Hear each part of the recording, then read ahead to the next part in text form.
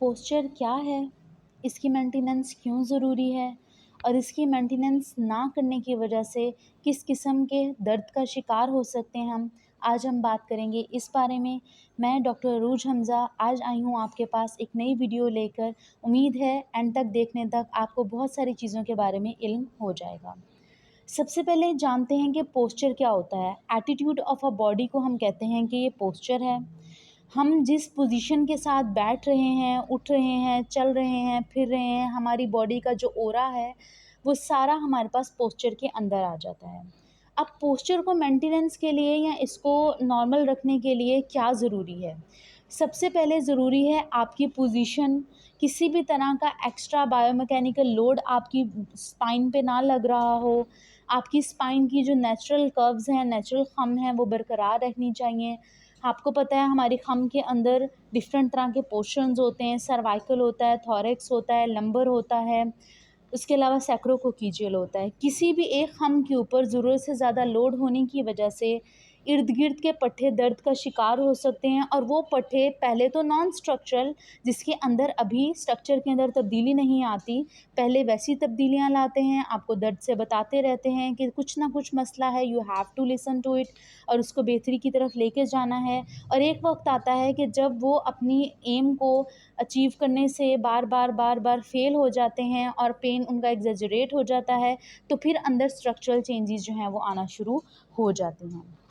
अगर हम बात करें स्पाइन की, तो स्पाइन के अंदर हमारे पास या रीढ़ की हड्डी के इर्द गिर्द बहुत सारे पट्टे हैं जो एंड्योरेंस नामी एक चीज़ के ज़रिए हमारी पोस्चर को मेंटेन करते हैं।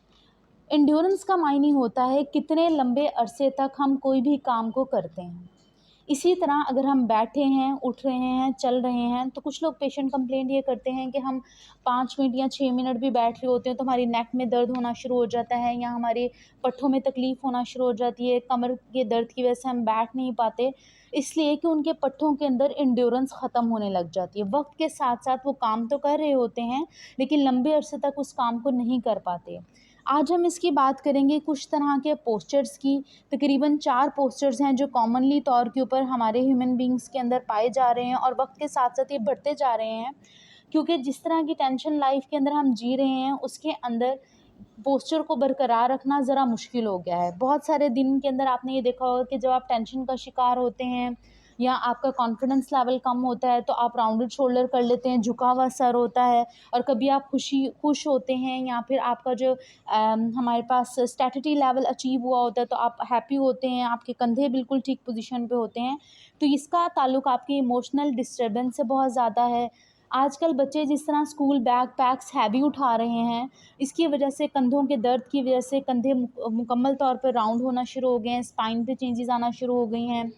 जो ऑफिस वर्कर्स हैं उनकी चेयर्स एर्गोनॉमिकली डिज़ाइन नहीं है। एर्गोनॉमिकली डिज़ाइन का मतलब ये है कि ऐसी इन्वायरमेंट के अंदर आपको काम करना जिसके अंदर कम से कम फोर्स, जो डीफॉर्मिंग फोर्स है, जो आपकी बॉडी के अंदर पैथोलॉजीज़ ला सकती है, बीमारियां ला सकती है, वो ख़त्म नहीं हो रही। और लेकिन आपका वर्किंग और जो है वो आपको अलाउ नहीं कर रहा रेस्ट का।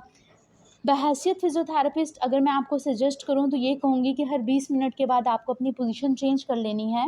चाहे आप बैठे हैं, खड़े हैं, एक टाँग पे खड़े पे ज़्यादा वज़न है आपका तो आप अपना लेग शिफ्ट कर लीजिए। लेकिन प्रैक्टिकली हम इसको परफॉर्म नहीं कर पाते, जिसकी वजह से कॉन्टिन्यूस लोड्स की वजह से हमें स्ट्रेस फ्रैक्चर्स, पोस्चरल प्रॉब्लम्स या फिर मस्कुलर इम्बैलेंसेस के इश्यूज आना शुरू हो जाते हैं। सबसे पहले हम बात करते हैं पोस्चरल फॉल्ट की। पोस्चरल फॉल्ट का मतलब ये होता है कि जब नॉर्मल अलाइनमेंट में मसल नहीं रहते या पोस्चर नहीं रहता तो वक्त के साथ साथ उसमें तब्दीली आना शुरू हो जाए, तो इसे हम कहते हैं पोस्चरल फॉल्ट। उसके बाद होता है पोस्चरल पेन सिंड्रोम। मतलब बॉडी आपको बार बार ये बताती रही कि मुझे दर्द है, मुझे इस पोजीशन के अंदर और बहुत एक्स्ट्रा फोर्सेस मेरे ऊपर लग रही हैं, you have to correct it.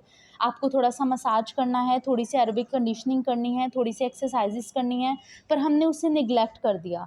Pen होना एक ज़िंदगी की अलामत है और अगर पेन नहीं हो रही तो इसका मतलब कुछ ना कुछ अंदर ज़्यादा डैमेज हो चुका है, जिसकी वजह से पहले तो पेन हो रही थी लेकिन अब वो आपको नहीं बता रही। फिर पोस्टल डिसफंक्शन में हम बात करते हैं उन तमाम स्ट्रक्चरल चेंजेस की जो अब आ चुकी हैं। पहले बॉडी ने आपको बताया कि कुछ ना कुछ अंदर है ख़राबी, जिसमें अभी स्ट्रक्चर तब्दील नहीं हुआ, तो आप अपनी पोजीशन को अच्छा बनाइए ताकि मैं बेहतरी की तरफ जाऊं। लेकिन हमने उसे निगलेक्ट कर दिया जिसकी वजह से ऐसा होना शुरू हो गया। बाज़-औक़ात कुछ लोगों की जब वो पोस्चर को अडैप्ट कर लेते हैं, जैसे फॉर एग्ज़ाम्पल अगर उनको फ्रोज़न शोल्डर है, अगर उनको जो है वो लेग लेंथ का प्रॉब्लम हो रहा है, दोनों टाँगों में जो हमारे पास लेंथ है उसकी कमी है, एक कम है और एक ज़्यादा है या डिफ़रेंस आ रहा है, या फिर उनको जो है वो घुटनों का दर्द है, कमर का दर्द है, तो वो अपना पोस्चर ऐसा बना लेते हैं कि दर्द कम हो जाए। लेकिन वक़्त के साथ-साथ वो दर्द का अगर वजूहात को कम नहीं करेंगे तो उनकी आदत रह जाएगी इस तरह के बैड पोस्चर में रहने की, जिसकी वजह से भी बहुत सारे मसाइल होना शुरू हो जाते हैं। आज हम बात करेंगे 4 तरह के पोस्चर्स की, और आपने कमेंट सेक्शन में बताना है कि आप किस तरह के पोस्चर के प्रॉब्लम से गुज़र रहे हैं, ताकि हम उसके बारे में मज़ीद वीडियोज़ बनाकर आपको आगाही दे सकें कि आपको उससे कैसे करेक्ट करना है। सबसे पहले हमारा जो पोस्चर होता है वो होता है लॉर्डोटिक पोस्चर। आपको यहाँ पे दिख रहा होगा कि किस तरह उसका जो कमर का खम है वो ज़्यादा हो गया, लंबोसैक्रल एंगल इंक्रीज़ हो गया, हिप फ्लेक्शन हो गई, और उसके अलावा उसके जो हमारे पास पेल्विक्स था वो इंटीरियरली डेविएट हो गया, जिसे हम इंटीरियर पेल्विक टिल्ट कहते हैं। दूसरे नंबर पे वाली डायग्राम बी डायग्राम में आप देखेंगे कि यहाँ पे इस वाले पोस्चर को हम कहते हैं रिलैक्स्ड या स्लाउच्ड पोस्चर। पेशेंट बिल्कुल रिलैक्स्ड होता है, स्लाउच्ड होता है, कॉफोसिस इंक्रीज़ हो चुकी होती है, हमारे पास इंटीरियर जो हमारे पास पेल्विस होता है वो बहुत ज़्यादा टिल्ट हो चुका होता है।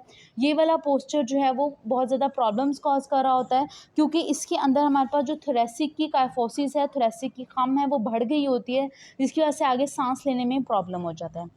तीसरे नंबर पे जो सी डायग्राम है उसमें आप देखेंगे कि फ्लैट लो बैक है, पीछे आपको कमर पे कोई भी खम नहीं दिख रहा, जो उसका पेल्विस है, जो हमारे पास पेल्विस का हिस्सा है वो हमारे पास पोस्टीरियरली डेविएट कर गया है, पीछे आपको बिल्कुल स्ट्रेटनिंग नज़र आ रही होगी स्पाइन के ऊपर। चौथे नंबर के ऊपर आप देखिएगा कि जिसे हमारे यहाँ पे बड़ी ही आम टर्म चौधरियों वाला पोस्चर कहा जाता है, इसका दूसरा नाम होता है फ्लैट अपर बैक। पहले हमने फ्लैट बैक की बात की, अब फ्लैट अपर बैक में क्या होगा कि पीछे की तरफ से तो हम इतना ज़्यादा नहीं प्रोमिनेंट होगा, लेकिन एक्सियल शिफ्ट कर जाएगा, क्लेविकल जो कि हमारी ब्यूटी बोन होती है वो डिप्रेस हो जाएगी, कंधे की हड्डी जिसे हम स्कैपुला कहते हैं वो डिप्रेस हो जाएगी। उसके अलावा हमारे पास जो अदर प्रॉब्लम्स हैं, जिसके अंदर हमारे पास सर्वाइकल की जो कर्व है या उसका खम है, या हमारे पास थोरैसिक का खम है, वो बिल्कुल स्ट्रेटन होना शुरू हो जाएगा, जिसकी वजह से पेशेंट को प्रॉब्लम्स आना शुरू हो जाएंगे। अब मैं आपको एक बात मज़े की बताऊं कि जो स्पाइन है, रीढ़ की हड्डी है, ये एक पूरी चेन की तरह है, किसी एक भी यूनिट में प्रॉब्लम होगा तो पूरी स्पाइन में हो जाएगा।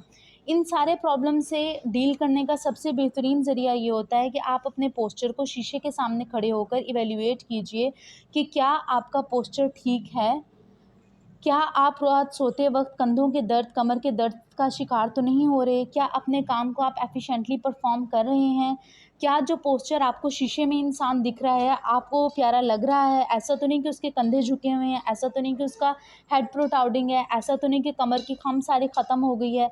अगर तो आप उससे सैटिस्फ़ाई हैं, तो फिर यकीन जानिए लोग भी उससे सैटिस्फ़ाई होंगे। लेकिन अगर आप अपने आप को खुद ही प्यारे नहीं लग रहे, तो मुश्किल है लोगों को भी आपका प्यारा लगना।